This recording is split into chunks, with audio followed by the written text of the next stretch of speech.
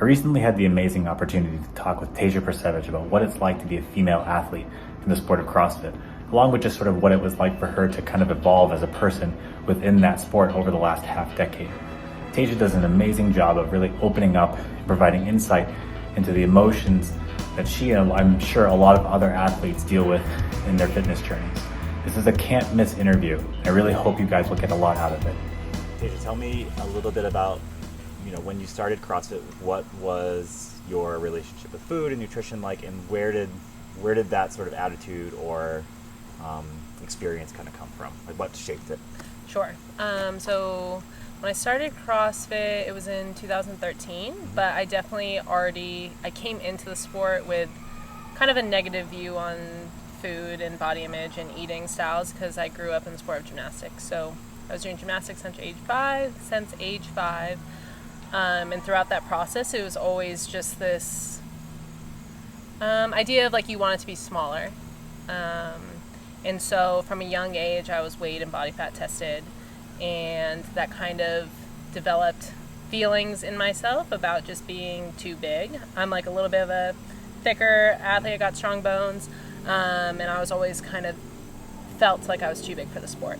So I'm trying to think of exactly when, but when I was maybe 13 is when I remember actually trying to restrict myself from eating calories. So I would train all day for gymnastics, literally before school, go to school, and after school, and just try to eat as little as possible. So that led to some episodes of binging, which at the time I didn't even know what that was, and then just like a negative body image of just always seeing myself in a light that I didn't like because I wanted to be smaller.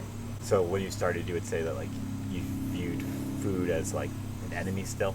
Oh yeah, food. I definitely viewed food as an enemy when I started CrossFit. Like I didn't know much about nutrition actually, even at that point in my life, and I was 23 when I started. So I definitely was not about food. What was sort of like, if there is a moment or a series of moments that led to you saying, I need to make some changes here for me to accomplish the goals that I want to accomplish? Yeah, so I wanted to compete in CrossFit. I wanted to go to the CrossFit Games. That was a huge goal of mine, and I was willing to do whatever it took to get there. Mm-hmm. I knew that something was off in my training because I was having a bunch of injuries. I was really depleted. I was training a ton and definitely under-eating at the time. I didn't realize by how much I was under-eating, but I knew I needed help to be able to be better at the sport and to get stronger. Right. So that's kind of what triggered me to eventually seek out help. Sure, absolutely. And so thinking about the process of learning to eat more, like how was that? Was it emotionally difficult? Was it physically difficult? Did the gains in the gym or on the competition floor make it easy, or was it always sort of hard? Sure. Yeah, so I started working with you in 2014? 2015. And so right from the start, we knew I was under eating, and that was a lot of my problems. And you wanted me to eat more, which was emotionally very difficult to do because I had correlated eating more food to gaining weight. But I was willing to give it a try. Sure. And I knew that so when I started working with you, I obviously didn't just jump up in a massive amount of calories. We did it slowly over time, maybe like 100, 200 calories at a time.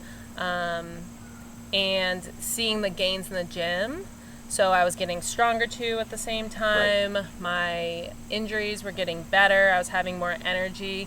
And so just overall feeling better and feeling like I was getting better at the sport, so my ultimate goal at the time, made it easier for me to follow along. Sure.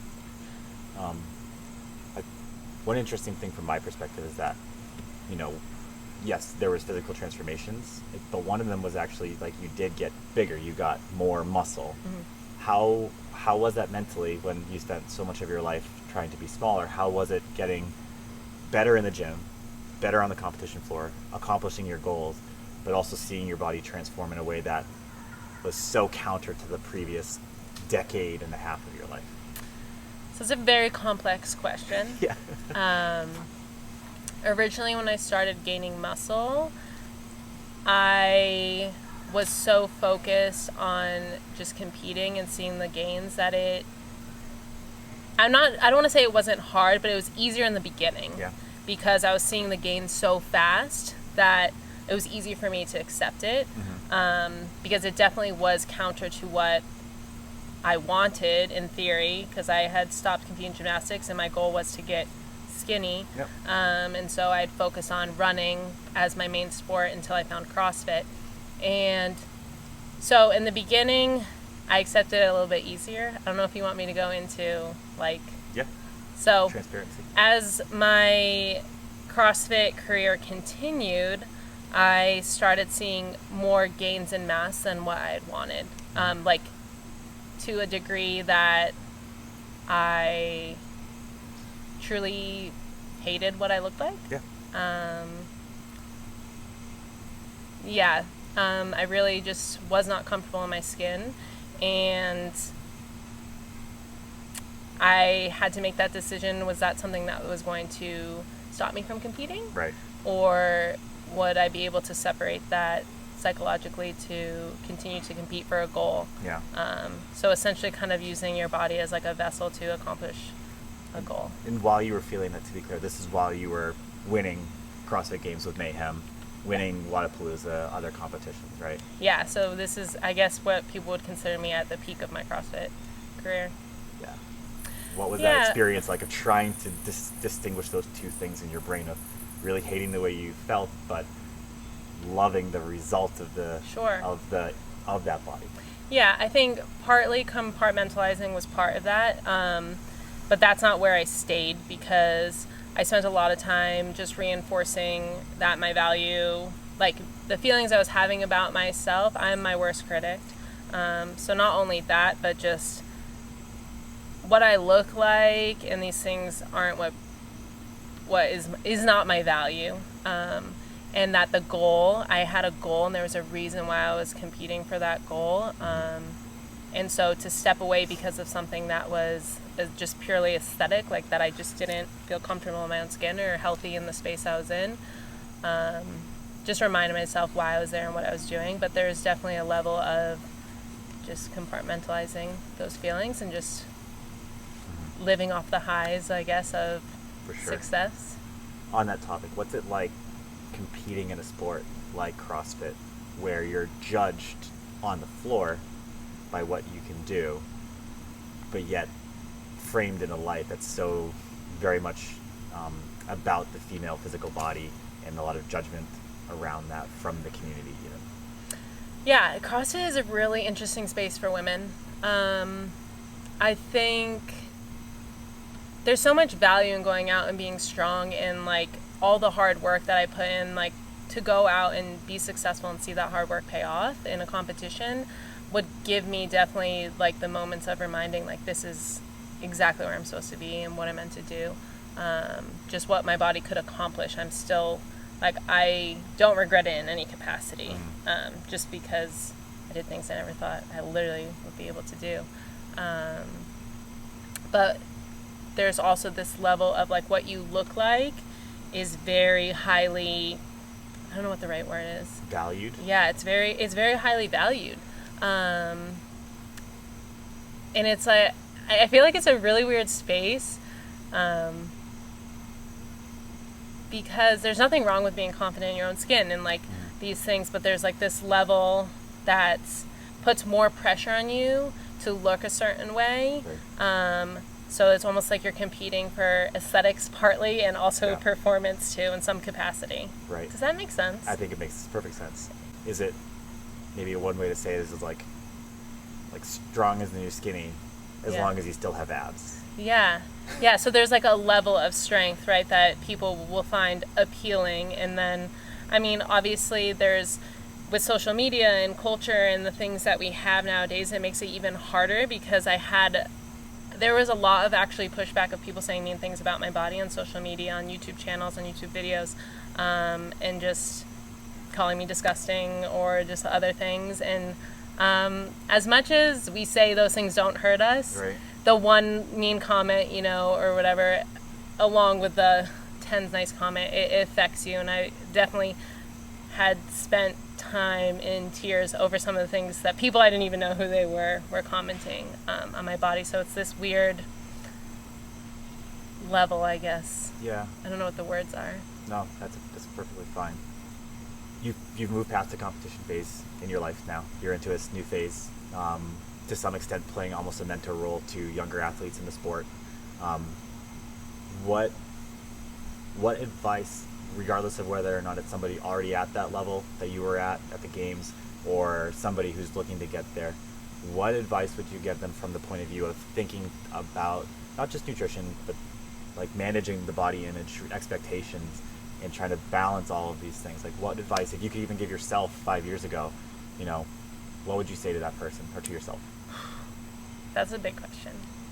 I definitely would say find support. I know that obviously you, Mike, and M2, like people like around me that were feeding positive into my life was really helpful. And then not only that, but the understanding of like I could bring those thoughts and fears to someone that knows about nutrition. So I don't go off the deep end and just do something like, I don't know, crazy and start restricting myself. Or there's accountability there too that you need. But I think partly that, and then partly just grace. Like I literally was just talking to someone, another woman, about like giving ourselves grace, because it's so hard to, it's so much easier for me to give other people grace than for me to give myself grace.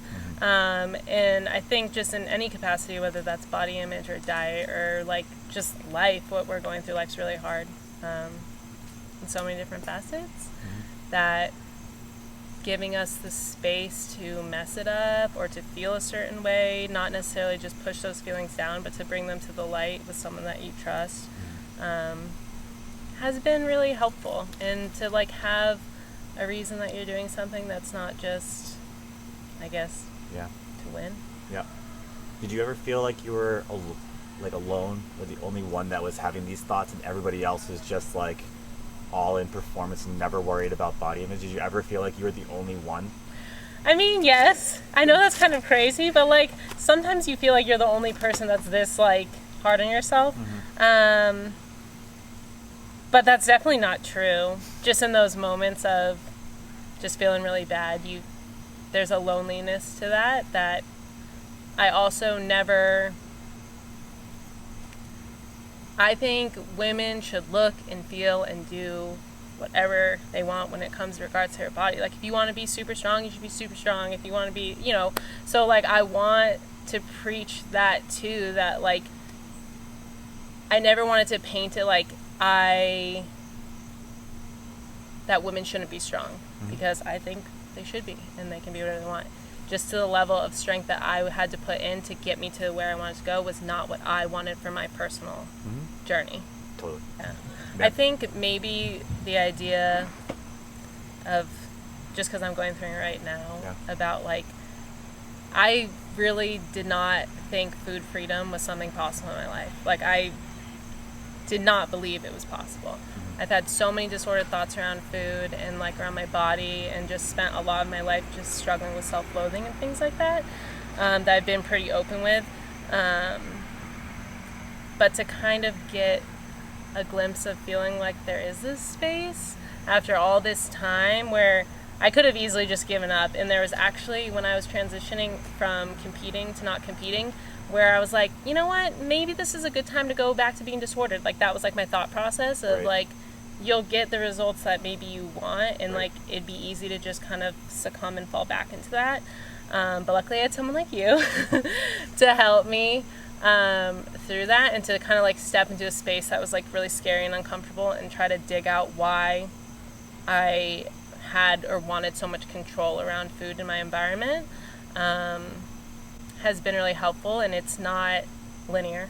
Right. That's one thing I've really learned. It's 3 steps forward, 2 steps back, 3 steps forward, 2 steps back, and you kind of move little spaces.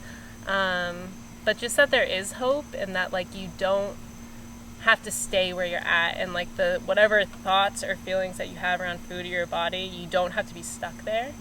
That like it sounds crazy, but like I really didn't think it was possible to step outside that. And although I'm not in any sense in a perfect space right now. I've made significant improvements in that regard. Absolutely.